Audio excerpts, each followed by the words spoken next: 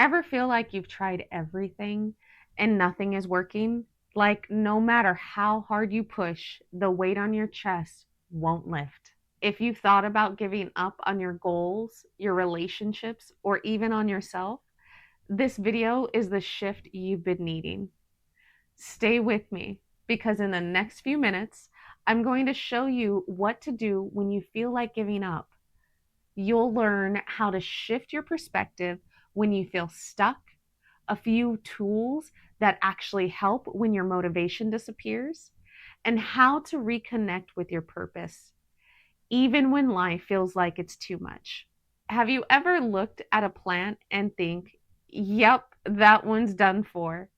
The leaves are drooping, the colors are faded, it just looks hopeless. But then, a few days after watering, sunlight, and care, the same plant starts to perk up again.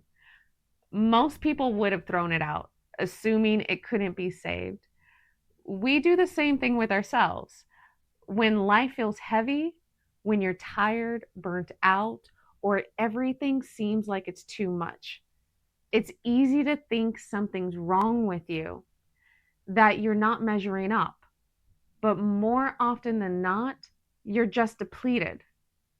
You don't need to be fixed. You need kindness, clarity, and room to breathe. And that's what we're going to talk about today. Let's start with this. You're not by yourself in this, and there's nothing wrong with you. Life gets heavy.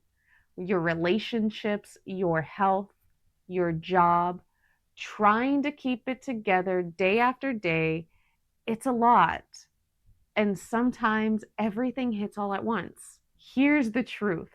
Our lives are dramatic, and so are our emotions. So when you feel like giving up, don't assume it's a sign that you're weak. Sometimes it's just your body and mind saying, hey, something's not working. Pay attention. It's not a setback, it's actually a signal. Next, check your human battery. When's the last time you slept well? Had real food? Drank water? Showered? Moved your body? Your emotions are connected to your body more than what you realize. And when basic needs aren't met, your brain just can't function clearly. So here's your first move. Pick one small thing right now. Go drink a glass of water. Open a window. Eat something nourishing. When you're in survival mode, those little steps matter. Feeling frozen? That's also normal when you're dealing with anxiety or depression. It's not laziness. Your nervous system is responding the way that it's designed to protect you. But you can shift it one small action at a time. Now ask yourself this. What would happen if I just kept going? Just a little longer. What if you gave it one more try, one more tweak? What if you told yourself, let's give it another chance? Let's just see. You don't need to be confident. You just need to be willing. Willing to stay curious, willing to believe that change is still possible. But let's be real.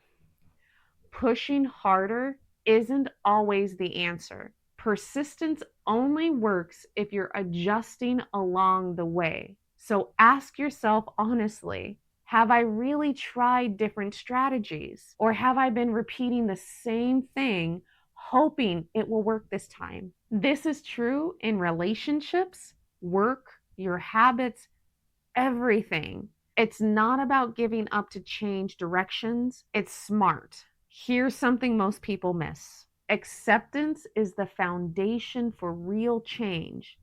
And no, acceptance is not giving up. It's about seeing clearly so you can respond wisely. Here's how you practice it. Observe what you're feeling or thinking. Describe it to yourself without judgment, Just notice it. Take note of the actual facts. What's really happening, not what you wish had or hadn't happened. Then breathe and gently return to now. Even try saying this: "This is uncomfortable, but it will pass." Or, "I don't love this, but I accept it." That's how you start to move forward without fighting reality. Another thing that helps: reconnect with your why. When things get hard, we forget what we're working for. So ask yourself, why did I start? What was I hoping to build? What mattered to me back then?